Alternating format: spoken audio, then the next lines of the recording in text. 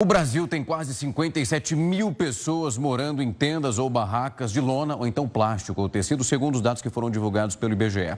Esse número representa 35,3% dos 160 mil moradores de domicílios improvisados, de 0,03% da população. Eu vou conversar com ele, que você já está vendo aqui do meu lado, o Bruno Pérez, que é analista do IBGE e tem as informações. Bruno, antes de tudo, um prazer recebê-lo aqui. Seja muito bem-vindo. Prazer é meu, Rafael. Boa noite. Bruno, eu queria começar esse nosso bate-papo olhando para o número que foi divulgado, que ele já é muito alto, mas ele representa aquelas pessoas que elas não têm uma casa, uma residência, aquele formato muito tradicional que nós conhecemos, mas elas também não se enquadram nas pessoas em condição de rua, que não tem nenhuma tenda e nenhum local para ficar, para se abrigar num momento como esse.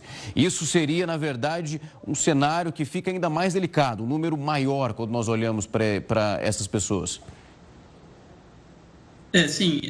Os números que a gente divulgou hoje, que é da população em domicílios improvisados, ele indica pessoas que residem em locais precários, né?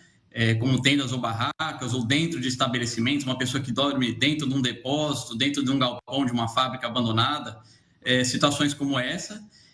Mas ele não chega a incluir a população de rua, aquela população que não tem nenhuma estrutura, né? Aquela pessoa que está dormindo ao relento mesmo, só com cobertor ou em cima de um papelão. Então, se a gente fosse considerar essa população, que infelizmente no momento o IBGE e o Censo Demográfico não tem como contabilizar, com certeza o número seria maior, né?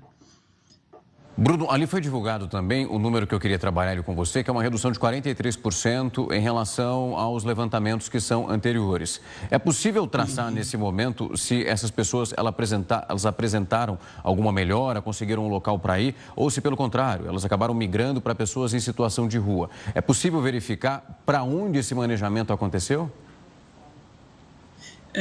Não, infelizmente, esse tipo de conclusão demanda um estudo mais aprofundado, né? No momento, a gente está caracterizando um pouco essa população, dando os números das pessoas em situação, né, que estão residindo nesse tipo de domicílio, dando uma caracterização do ponto de vista do perfil etário, né, da alfabetização, mas para traçar se a redução, por que houve uma redução em relação a 2010, aí demandaria um estudo um pouco mais complexo, está fora do nosso escopo no momento, né? Mas acho que é um tema para estudo futuro.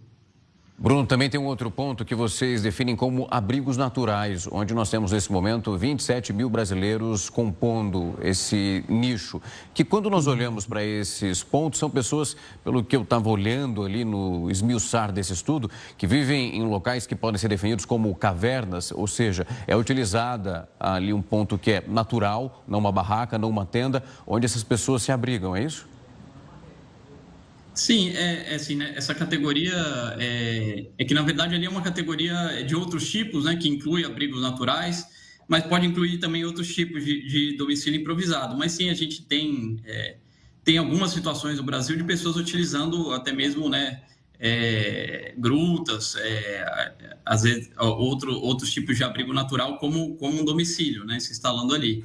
E que estão registradas, né, nessa categoria, que é outros tipos de domicílio improvisado, e aí os abrigos naturais estão incluídos dentro desse tipo de domicílio improvisado. Quando nós olhamos, Bruno, para essas regiões, eu vi que São Paulo ali já está nas primeiras posições com o maior número de pessoas nesse momento vivendo nessas condições. Há também uma verificação de outras regiões onde esse problema é tão crítico como São Paulo? Sim, essa situação das pessoas morando em tendas e barracas, ela acontece em grandes centros urbanos, né? Numa situação que está mais ali aproximada da população em situação de rua, mas ela é também comum em áreas rurais, né? É associada a outros fenômenos, né? Às vezes ao garimpo, às vezes a situações de disputa de terra em áreas rurais, mas ela existe essa concentração em São Paulo, mas é um fenômeno que ocorre em todo o país, né? Em maior ou menor grau. Bruno, eu queria muito agradecer o tempo e a disponibilidade para vir aqui conversar com a gente, trazer um pouco dessa análise, os dados que foram coletados pelo IBGE. A gente sabe a importância de política pública para mudar o que vemos aqui em São Paulo, mas também em tantos outros estados. Muito obrigado por vir aqui conversar conosco. Eu que agradeço, Rafael. Até mais.